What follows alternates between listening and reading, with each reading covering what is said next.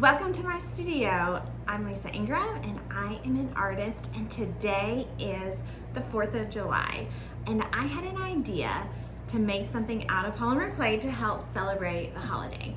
Me and my girls love to get dressed up for the 4th of July and make beautiful crafts to help us look extra festive. So today I thought we would make a red, white, and blue bow out of polymer clay. So get your polymer clay and let's get started. Okay, so to get started with your 4th of July bow, all you need are your 3 colors, red, blue, and white. If you want to make a bow for any other occasion, you just pick whichever colors you want and get started. So I started with a ball that fits right in the size of my hand, like so. You can start with something a little bit bigger or smaller, it doesn't matter, but it helps if they're all about the same size so you get equal amounts of color once you make your ribbon for your bow. So to roll it into a ball, you just get your polymer clay, put it in your hands and roll in a circle. And once you get the ball, we'll turn it into a coil or a snake. So you just roll your hands, work your hands back and forth. Once it gets as long as your hand, you can put your other 2 colors aside. Make sure that your surface is nice and clean. And then start to roll a snake. So this will be pretty thin. It'll be thinner than your fingers, but not as thin as a toothpick. So maybe about 1/4 of an inch to 1/3 of an inch wide. So this is about as thin as I'm gonna get this one. So I'll just set it up here and then move to the next color. So you can roll your next color into a ball.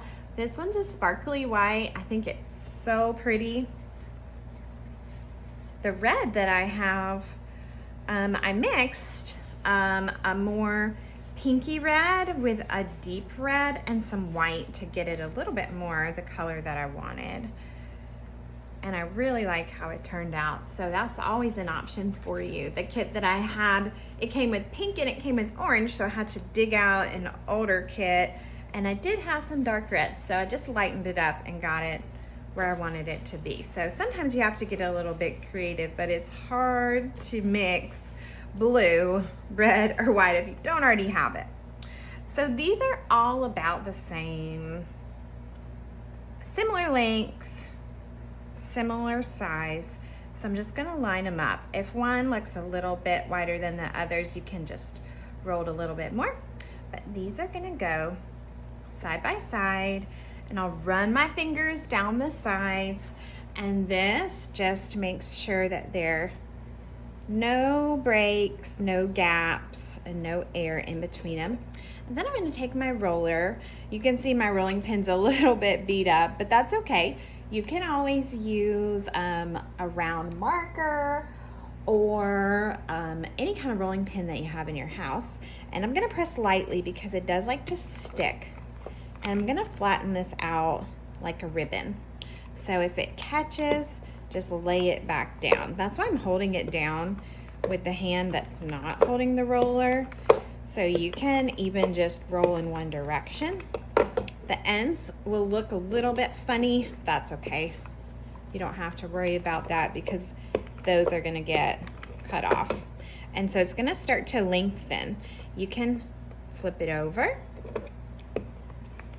roll the back, and this is how we make a red, white, and blue ribbon. So you really do have to hold it in place because it really does like to come up. So if you're having a hard time, you can get a sibling or a parent or a friend to help hold it in place.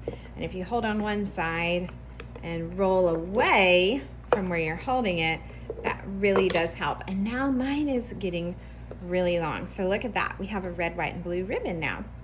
Yay! So this is going to make a bow that I can then glue on to one of these hairpins or even a ring that came with one of my polymer clay kits. And I will put a link in the comments below for some different things that you can purchase.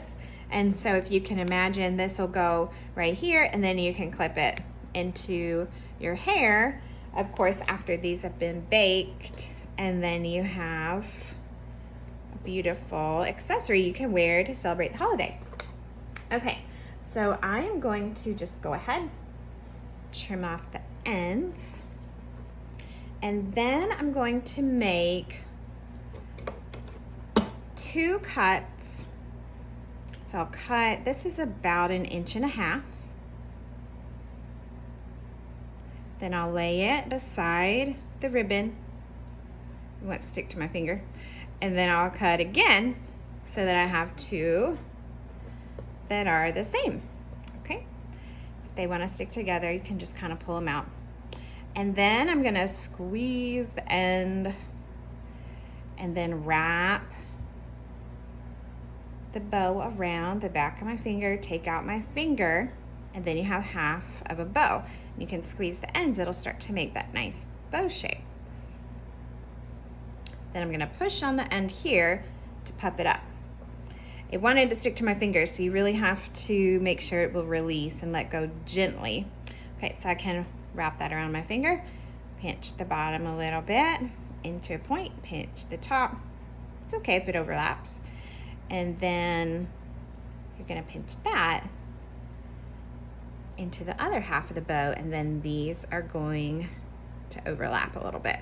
You can gently press it down. We're gonna wrap some more, but you wanna have a good overlap so that it's strong and it wants to stay together. So now we need some little bows coming off the bottom. So I have lots of ribbon up here, and I'll cut about 1 inch and then place it beside the ribbon and cut another inch. So these can overlap. Just tap that down, make sure it's not sticking to your table. And then I'm going to cut away a triangle from the end. If for some reason it doesn't work out like you hoped, you can just get another piece of your ribbon and try again. And this just makes that pretty pointed end like a lot of bows have. And then you can just use your fingers to neaten that up. And you can trim it again if you need to. And then this bow is gonna go on top of that. But first we need to do a little wrap around the middle. So I'm gonna stretch this to thin it out some more. Bring it on this side. I'll set my bow and the ribbon right up here. And so after I stretch that just a little bit more to thin it out, I'll trim it off so that's not extremely long. And then what we're going to do is wrap it right around the middle of this bow. This will help keep it sturdy. And then on the back, you can let it overlap and then cut off extra, being careful not to crush your bow. And then this part just sets right behind it so that you have a sweet little bow. And then you can just give it a little tweak to trim up these ends if they look too long. You can just take some off. So once you get it all together, you can see the proportions a little bit better. And these will go in the oven. You can look on the directions for your polymer clay, but mine go in the oven, depending on size, from anywhere between 15 minutes to 45 minutes at 275. Boop. See, and that's so sweet. Okay, I'm gonna set that right there. And then I bought this gloss glaze, It's by Sculpey. I got it at Michael's. And after you bake your polymer clay, you can brush this on. It looks like glue. It's a little bit cloudy when you put it on, and then it makes it glossy and really beautiful. They have a gloss glaze and then one that is more matte, so it just has a little bit less shine. So this has worked really, really well. And then I bought this oven baked clay adhesive at Michael's as well, and that's what I'm going to use to glue it onto my clip. I haven't used it yet, so I'll put in the comments how well it works. But you can see this will go right on here, and then you can clip it into your hair. It's a little big for a ring, but you could just downsize to make something pretty to go on your ring. So there's an example of a bow, and then I have more here. I can make more bows.